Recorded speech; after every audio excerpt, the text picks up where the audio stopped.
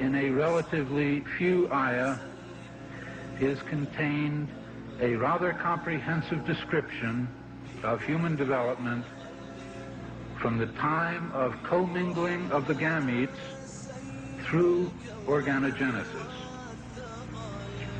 No such distinct and complete record of human development, such as classification, terminology, and description, existed previously. In most, if not all instances, this description antedates by many centuries the recording of the various stages of human embryonic and fetal development recorded in the traditional scientific literature.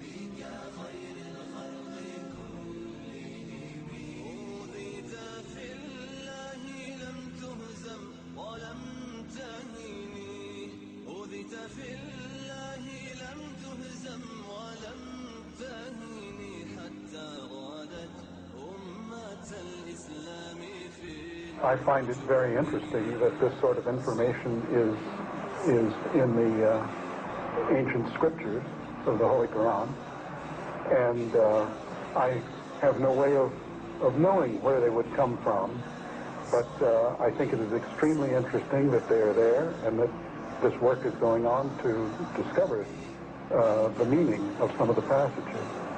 Well, I would think it must be the divine being.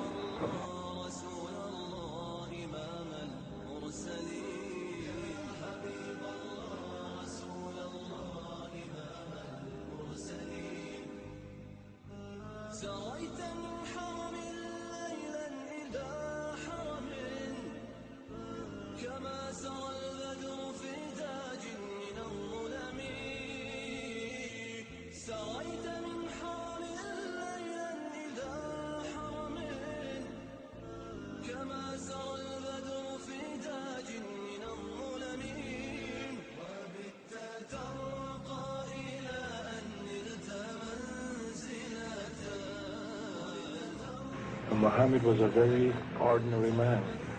He couldn't have read, he didn't know to write. In fact, he was illiterate.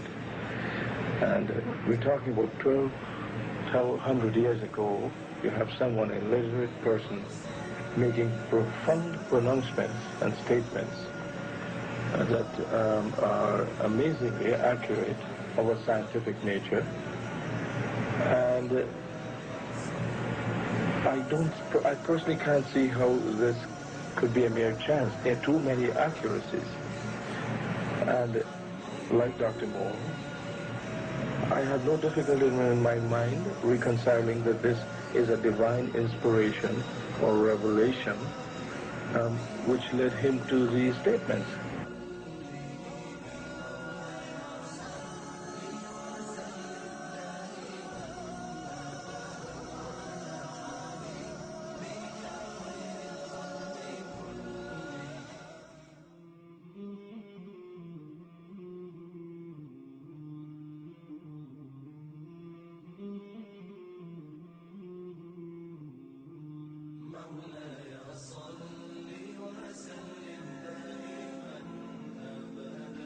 Summary. The Quran describes not only the development of external form, but emphasizes also the internal stages, the stages inside the embryo of its creation and development, emphasizing major events recognized by contemporary science. Thank you for your attention. As a scientist, I can only deal with things which I can specifically see. I can understand embryology and developmental biology. I can understand the words that are translated to me from the Quran.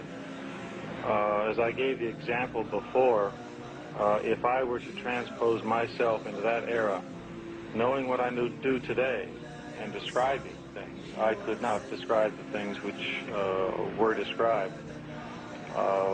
I see no reason, I see no evidence for the fact to refute the concept that this individual, Muhammad, had to be developing this information from someplace.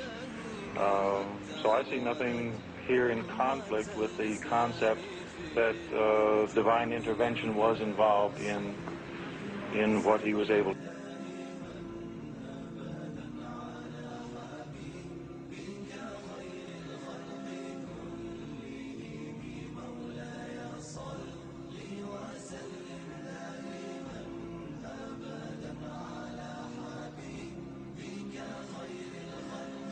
Thinking of many of these questions and thinking where Muhammad came from, he was after all a Bedouin.